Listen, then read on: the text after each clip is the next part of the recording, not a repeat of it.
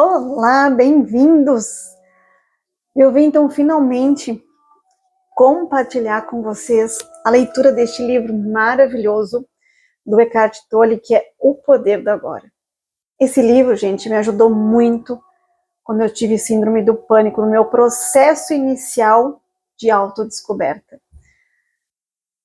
E esse livro ele fala sobre a iluminação, sobre o olhar para dentro, que a resposta está dentro de você. Ele fala sobre a mente. Então esse livro ele me ajudou muito no meu início de despertar. Eu sou Vanessa Dreck Morsina, terapeuta, consteladora espiritual e facilitadora da energia Kundalini. Eu estou aqui hoje para dividir com você, por partes, este livro que me ajudou por muito tempo a voltar a presença para aqui e agora e acalmar a minha ansiedade. Então, sem mais delongas, vamos começar. E conforme eu for falando, eu vou tentar trazer alguns insights para vocês, tá bom? Capítulo 1. Você não é a sua mente. O maior obstáculo para a iluminação. Iluminação. O que é isso? Por mais de 30 anos, um mendigo ficou sentado no mesmo lugar, debaixo de uma marquise, até que um dia uma conversa com um estranho mudou a sua vida. Tem um trocadinho aí para mim, moço?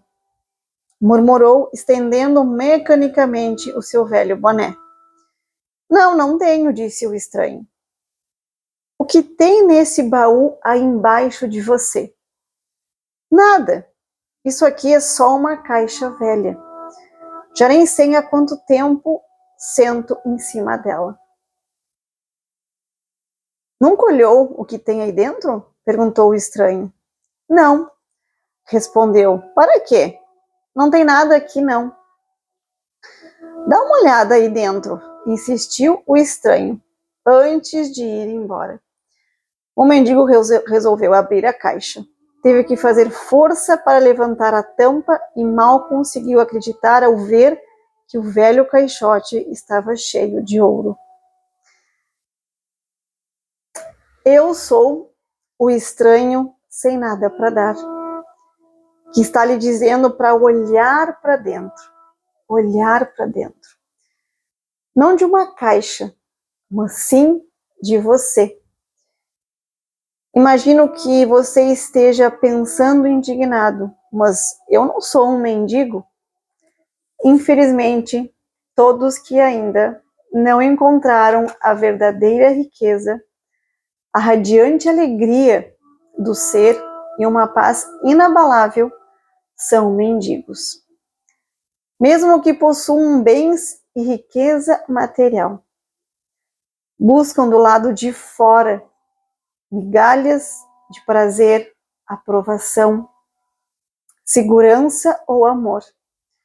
Embora tenham um tesouro guardado dentro de si, que não só contém tudo isso, como é infinitamente maior do que qualquer coisa oferecida pelo mundo. Aqui ele traz muito nítido a questão daquela frase, né, que muitos já devem ter ouvido. Você já deve ter ouvido. É preciso ser para ter. Quantos de nós fomos, né, ou vão ainda em busca do ter, da riqueza, do material, do conquistar, e depois que conquista tudo isso, acaba se sentindo, parece que frustrado, um vazio, parece que falta algo.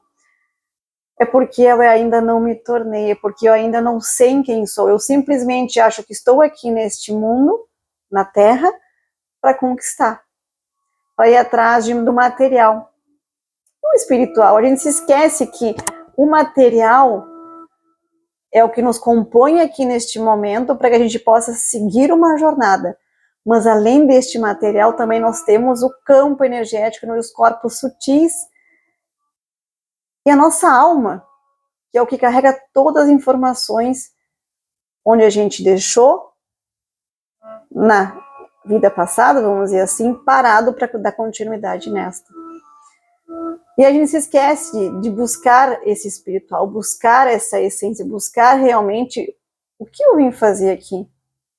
E muitas pessoas acham que é só acordar, trabalhar, dormir e conquistar. E se esquece de olhar para si, se esquece do ser. Então, a gente vê muitas pessoas, né? Por que a gente vê muitas pessoas que adquirem tudo e acabam se matando, adquirem muitas coisas e acabam sendo infelizes? E aí a gente olha, nossa, mas essa pessoa tem tudo, ela não deveria ser infeliz, porque a felicidade não está no material. Vamos continuar. A palavra iluminação transmite a ideia de uma conquista sobre-humana. E isso agrada ao ego, mas é simplesmente o estado natural de sentir-se em unidade com o ser. É um estado de conexão com algo imensurável e indestrutível. Pode parecer um paradoxo, mas esse algo é essencialmente você e, ao mesmo tempo, é muito maior do que você. A iluminação consiste em encontrar a verdadeira natureza por trás do nome e da forma. A incapacidade de sentir essa conexão dá origem a uma ilusão de separação, tanto de você mesmo quanto do mundo ao seu redor. Quando acontece essa separação, né, a gente se sente isolado de algo, a gente tem medo, a gente tem ansiedade, a gente tem sentimentos como se algo fosse acabar a qualquer momento. A gente se esquece de que há algo maior que a gente, da onde a gente veio, que nos sustenta, e que também está aí dentro de você, porque se somos somos parte num todo, somos parte dele, somos parte do universo, de Deus, não sei que palavra você usa, mas é uma única fonte, um único ser, da onde todos nós fizemos parte. Então, quando a gente se sente isolado disso, quando a gente acha que não pertence a algo maior, que a vida é só aqui ou agora, que é só isso aqui, não existe mais nada, a gente acaba sentindo esse medo, essa ansiedade, como se não existisse mais nada.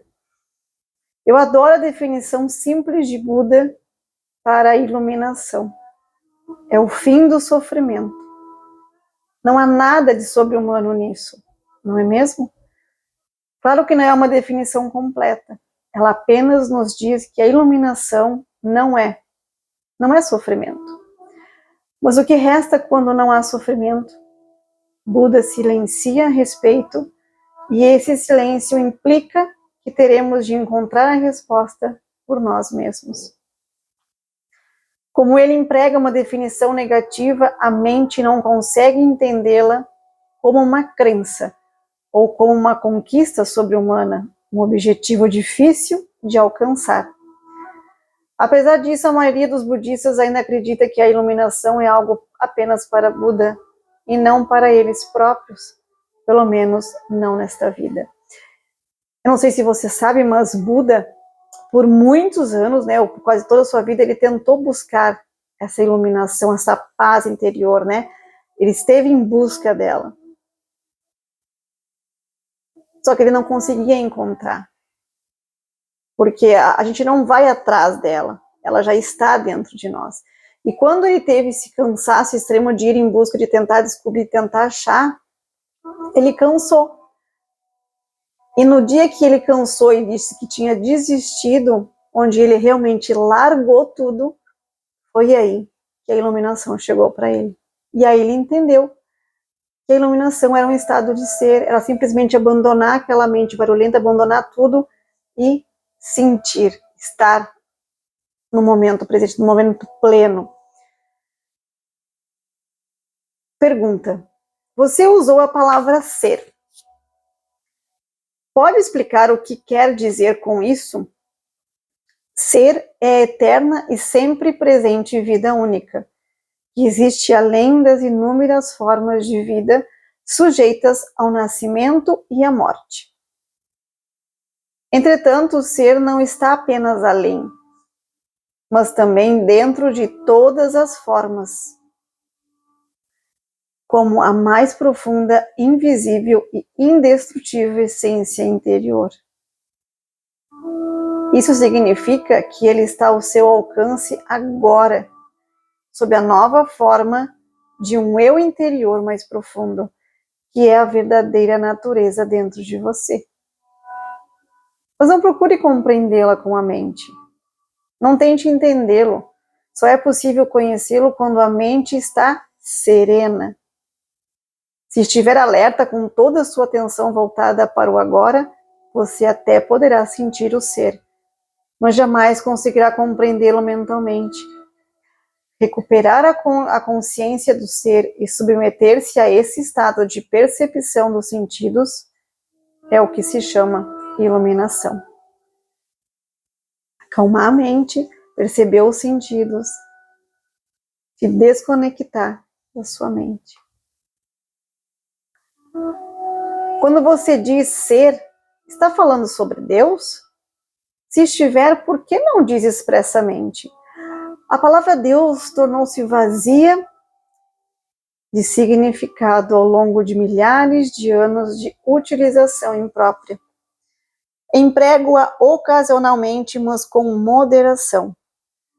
Considero imprópria a sua utilização por pessoas que jamais tiveram a menor ideia do reino do sagrado, da infinita imensidão contida nessa palavra, mas que a usam com uma grande convicção, como se soubessem do que estão falando.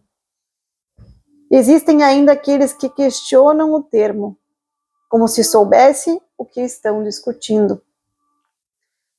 Esse uso indevido dá origem a crenças, afirmações e delírios absurdos, tais como o meu ou o nosso Deus é o único Deus verdadeiro. O seu Deus é falso. Ou a famosa frase de Nietzsche, Deus está morto. A palavra Deus se tornou um conceito fechado. Quando a pronunciamos, criamos uma imagem mental, talvez não mais a de um velhinho de barba branca, mas ainda uma representação mental de alguém ou de algo externo a nós. E quase inevitavelmente, alguém ou alguma coisa do sexo masculino. Tanto Deus quanto ser são palavras que não conseguem definir nem explicar a realidade por trás dela. Ser, entretanto, tem a vantagem de sugerir um conceito aberto.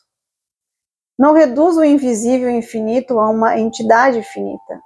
É impossível formar uma imagem mental a esse respeito. Ninguém pode reivindicar a posse exclusiva do ser. É a sua essência tão acessível como sentir a sua própria presença, a realização do eu sou, que antecede o eu sou isso ou eu sou aquilo. Portanto, a distância é muito curta entre a palavra ser e a vivência do ser.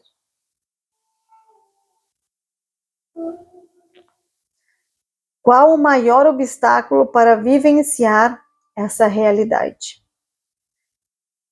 Identificar-se com a mente, o que faz com que estejamos sempre pensando em alguma coisa. Ser incapaz de parar de pensar é uma aflição terrível, mas ninguém percebe porque quase todos nós sofremos disso. E então consideramos uma coisa normal. O ruído mental incessante nos impede de encontrar a área da serenidade interior que é inseparável do ser.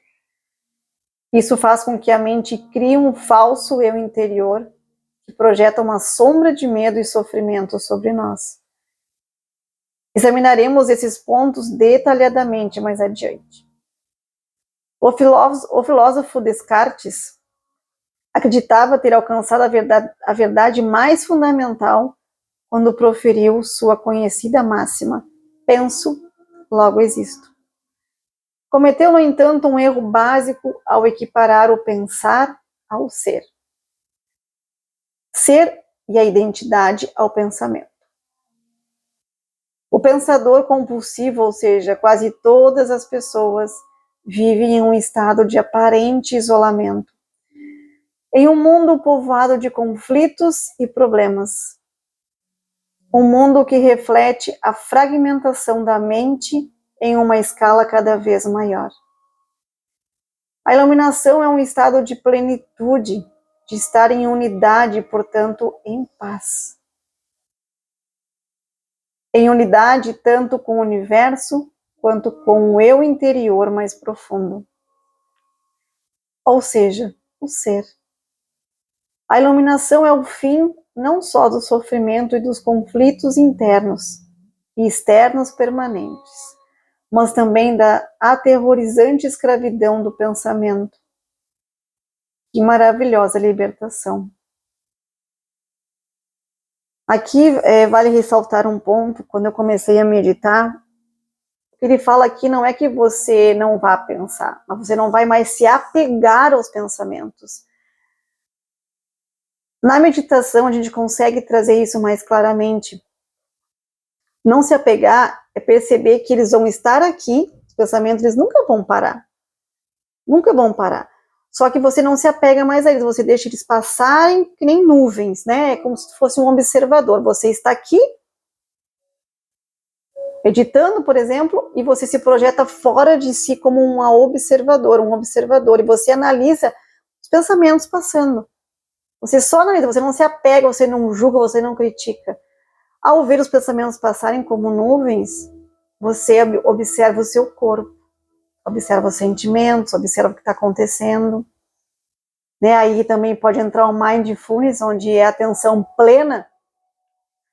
Você consegue começar também a trabalhar essa questão de estar lavando uma louça, perceba a água correndo nas suas mãos, sinta o sabão, o detergente, fazer espuma.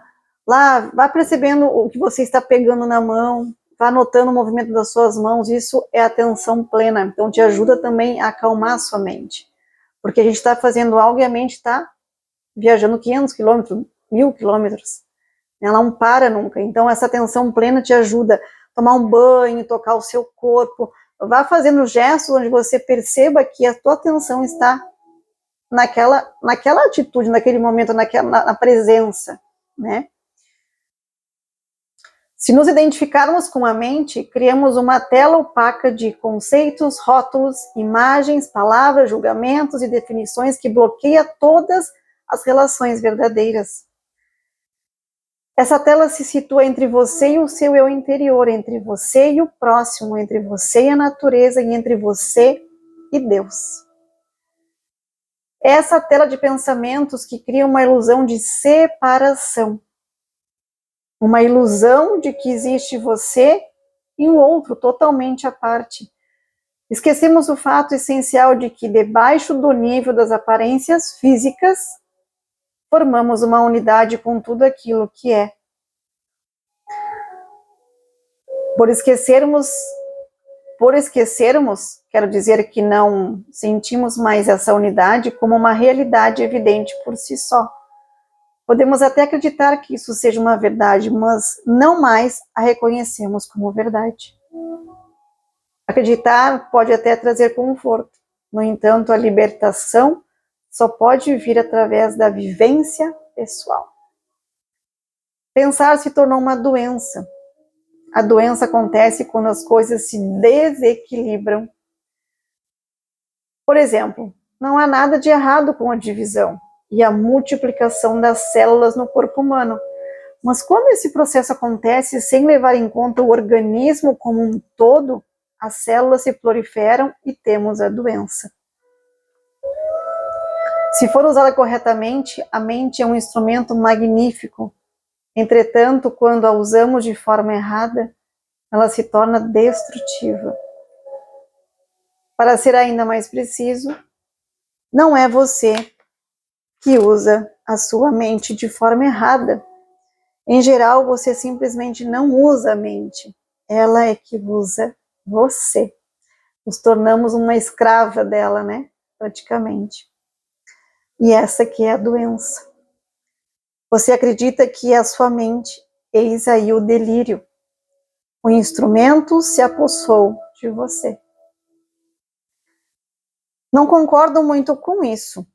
É verdade que penso muito sem objetivo definido, como a maioria das pessoas, mas ainda posso escolher como usar a minha mente para ter e conseguir coisas, e faço isso o tempo todo. Só porque podemos resolver palavras cruzadas ou construir uma bomba atômica não significa que estejamos usando a mente. Assim como os cães adoram mastigar ossos, a mente adora transformar dificuldades em problemas. É por isso que ela resolve palavras cruzadas e constrói bombas atômicas. Mas essas coisas não interessam a você. Pergunto então, você consegue se livrar da sua mente quando quer? Encontrou o botão que a desliga? A ideia é parar de pensar completamente? Não, não consigo, a não ser por 1 ou 2 segundos. Então é porque a mente está usando você. Estamos tão identificados com ela que nem percebemos que somos seus escravos. É quase como se algo nos dominasse sem termos consciência disso e passássemos a viver como se fôssemos a entidade dominadora. A liberdade começa quando percebemos que não somos a entidade dominadora, o pensador. Saber disso nos permite observar a entidade. No entanto, em que começamos a observar o pensador, ativamos um nível mais alto de consciência. Começamos a perceber então que existe uma vasta área de inteligência além do pensamento, e que este é apenas um aspecto diminuto da inteligência. Percebemos também que todas as coisas realmente importantes, como a beleza, o amor, a criatividade, a alegria e a paz interior, surgem de um ponto além da mente. É quando começamos a acordar. Como ressoa isso para você?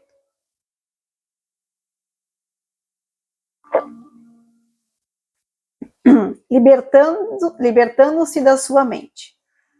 O que você quer dizer exatamente por observar o pensador? Quando alguém vai ao médico e diz: ouço uma voz dentro da minha cabeça, provavelmente será encaminhado a um psiquiatra. De uma forma ou de outra, praticamente todas as pessoas ouvem uma voz, ou algumas vozes, o tempo todo dentro da cabeça. São os processos involuntários do pensar, que acreditamos que não podemos interromper, manifestando-se como monólogos ou diálogos contínuos. Você já deve ter cruzado na rua com pessoas doidas falando sem parar ou resmungando consigo mesmas. Quem já não fez isso, né? Isso não tem nada de diferente com o que acontece com você e com outras pessoas normais, exceto que vocês não falam alto. A voz comenta, especula, julga, compara, desculpa, gosta e desgosta. A voz não precisa ser relevante para a ativação do momento, para a situação do momento, pois ela pode estar revivendo o passado recente ou remoto, ou ensaiando ou imaginando possíveis situações futuras. Nesse último caso, ela imagina sempre as coisas indo mal e com resultados desfavoráveis. É o que se chama de preocupação. Às vezes, essa trilha sonora é acompanhada de imagens ou filmes mentais. Mesmo que tenha alguma relação com o momento, a voz será interpretada em termos do passado. Isso acontece porque a voz pertence à mente condicionada, que é o resultado de toda a nossa história passada, bem como dos valores culturais coletivos que herdamos. Assim vemos e julgamos o presente com os olhos do passado e construímos uma imagem totalmente distorcida. Não é raro que a voz se torne o pior inimigo de nós mesmos. Muitas pessoas vivem com um torturador em suas cabeças, que as ataca e pune sem parar, drenando a sua energia vital. Essa é a causa de muita angústia e infelicidade, assim como de doenças. A boa notícia é que podemos nos libertar de nossas mentes. Essa parte aqui, drenando a energia vital, quem tem ansiedade aí sente muito isso. Ansiedade, né? Eu tive síndrome do pânico, mas a ansiedade em excesso que causa o pânico, ela faz com que tu chegue num nível máximo de energia, máximo de ansiedade, né? Aqui ele fala em drenar energia vital que é o prana, né? Que é o que nos mantém vivo. A gente não consegue nem respirar direito esse prana, essa energia vital. Então, essa ansiedade faz com que a tua respiração fique acelerada, com que você não consiga respirar normalmente, onde você chega num pico máximo e quando não dá mais, há uma queda. E nessa queda, você perde totalmente a sua energia, dá vontade de dormir, você sente, parece que tem anemia profunda, ou que você realmente fez 15 horas de academia. É tão forte esse sugar da nossa energia vital, que a nossa mente barulhenta, né, essa ansiedade que gera a mente barulhenta, faz com que a gente fique totalmente sem energia. Totalmente sem energia. Então, a boa notícia é que podemos nos libertar de nossas mentes. Essa é a única libertação verdadeira. Dê o primeiro passo neste exato momento. Comece a prestar atenção ao que a voz diz, principalmente a padrões repetitivos de pensamentos. Aquelas velhas trilhas sonoras que você escuta dentro da sua cabeça há anos. É isso o que eu quero dizer com observar o pensador. É um outro modo de dizer o seguinte: ouça a voz dentro da sua cabeça. Esteja lá presente como uma testemunha. Que eu falei antes, testemunhe, analise, mas não se apegue. Só veja como um observador.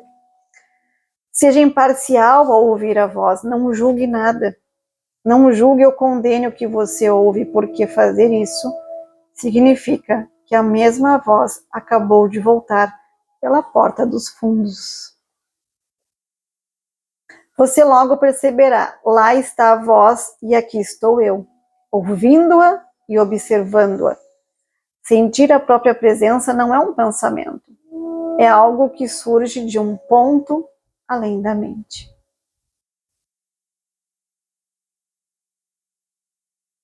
Assim, ouvir um pensamento significa que você está consciente não só do pensamento, mas também de você mesmo, como uma testemunha daquele pensamento. Isso acontece porque uma nova dimensão da consciência acabou de surgir. Quando você ouve o pensamento, sente uma presença consciente, que é o seu eu interior mais profundo por trás ou por baixo do seu pensamento. O pensamento então perde o poder que exerce sobre você e se afasta rapidamente, porque a mente não está mais recebendo a energia gerada pela sua identificação com ela. Esse é o começo do fim do pensamento involuntário e compulsivo. Quando um pensamento se afasta, percebemos uma interrupção no fluxo mental. Um espaço de mente vazia. No início, esses espaços são curtos, talvez apenas alguns segundos, mas aos poucos se tornam mais longos. Isso é um novo hábito, gente. Quando eu comecei a meditar, quando eu comecei a entender isso, quando eu comecei a trazer atenção plena, não foi fácil. Imagina uma pessoa com a síndrome do pânico no estresse, no auge total da ansiedade. Muitas pessoas dizem, eu não consigo meditar não é para mim, meditar é para todo mundo. mas ele é um novo hábito na sua vida. Você tem que se permitir deixar esse novo hábito entrar. Quando esses espaços acontecem, sentimos uma certa serenidade e paz interior. Esse é o começo do estado natural de nos sentirmos em unidade com o ser, que normalmente é encoberto pela mente. Com a prática, a sensação de paz e serenidade vai se intensificar. Na verdade, essa intensidade não tem fim. Você também vai sentir brotar lá de dentro uma sutil emanação de alegria, que é a alegria do ser. Não se trata de um estado de transe, nada disso. Se o preço da paz fosse a perda da consciência e o preço da serenidade, uma falta de vitalidade e de vivacidade, então não valeria a pena. É exatamente o oposto. Nesse estado de conexão interior, ficamos muito mais alertas, estamos presentes por inteiro. Ao penetrarmos mais profundamente nesta área da mente vazia, como ela às vezes é chamada no Oriente, começamos a perceber o estado de pura consciência.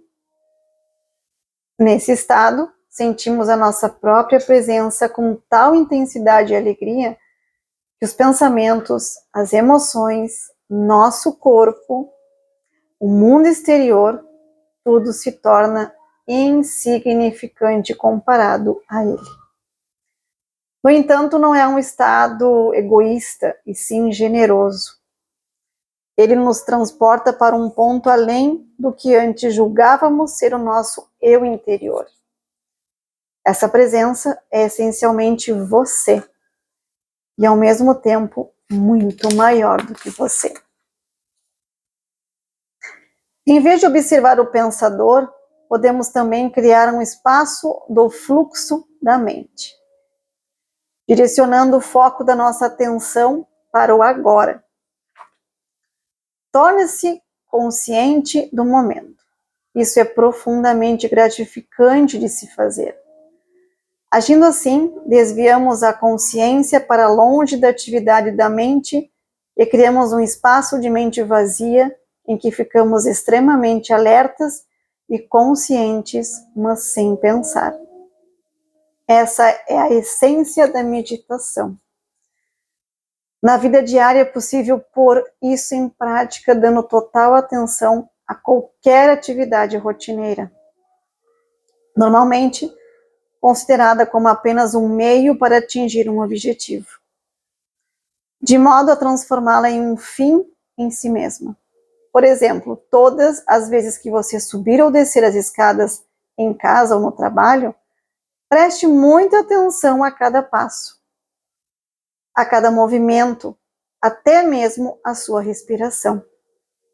Esteja totalmente presente, ou quando lavar as mãos, preste atenção a todas as sensações provocadas por essa atividade, como o som e o contato da água, o movimento das suas mãos, o cheiro do sabonete e assim por diante.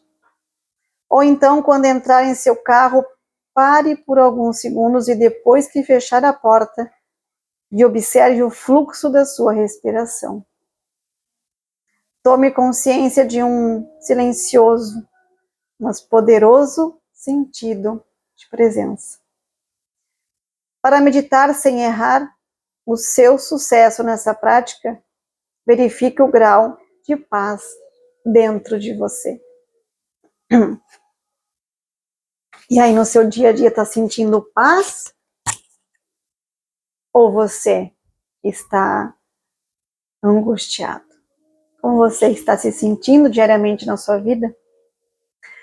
Portanto, o passo mais importante na caminhada em direção à iluminação é aprendermos a nos dissociar de nossas mentes. Todas as vezes que criamos um espaço no fluxo do pensamento, a luz da nossa consciência fica mais forte. Um dia você pode se surpreender sorrindo para a voz dentro da sua cabeça, como sorria para as travessuras de uma criança. Isso significa que você não está mais levando tão a sério o que vai pela sua mente, pois o seu eu interior não depende mais dela. É maravilhoso, viu? Te garanto. Iluminação. Elevando-se acima do pensamento. O pensamento não é indispensável para sobrevivermos neste mundo? Pergunta interessante. Nossa mente é um instrumento, uma ferramenta. Está ali para ser usada em uma tarefa específica e depois ser deixada de lado.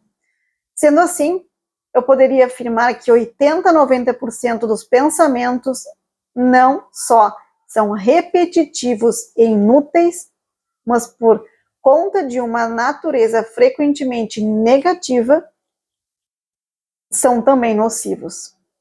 Observe uma mente e verificará como isso é verdade.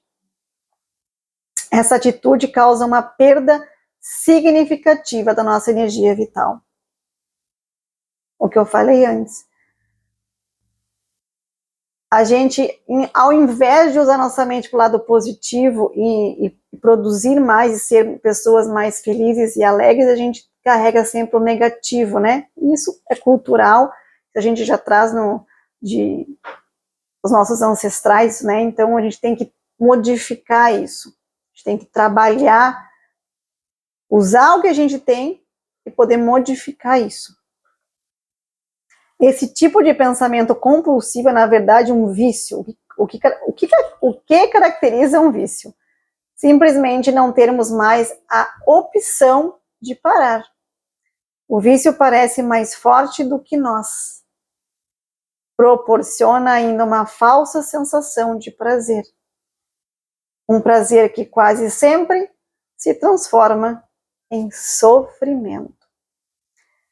Eu vou dividir essa leitura do primeiro capítulo em duas partes, gente, para não ficar muito longa, porque eu quero que vocês ouçam, que vocês se entreguem a essa leitura e que vocês se questionem. É uma leitura muito poderosa, onde Eckhart Tolle, ele trouxe nesse primeiro capítulo o porquê que ele fez esse livro, né? Ele teve pensamentos suicidas, ele passou por um momento de crise existencial, onde ele pensou em tirar a própria vida. E foi aí que ele entendeu o quanto a mente estava tirando a vida dele. Então ele traz essa questão da mente nesse primeiro capítulo para nos trazer clareza de o quanto a gente é escravo dela. Então essa primeira parte, eu vou dividir em duas partes, esse primeiro capítulo, para a gente poder dar sequência durante a próxima semana na segunda parte. Espero ter colaborado. Espero poder ter ajudado, porque esse livro fez muita diferença na minha vida. E ouça, pare, analise, volte, escreva. É uma leitura muito profunda, que faz você se voltar para você mesmo e se questionar o que realmente eu estou fazendo da minha vida. Tá bom, gente? Um ótimo beijo é bom, né? Uma ótima semana. E um beijo, fique com Deus e até a próxima leitura.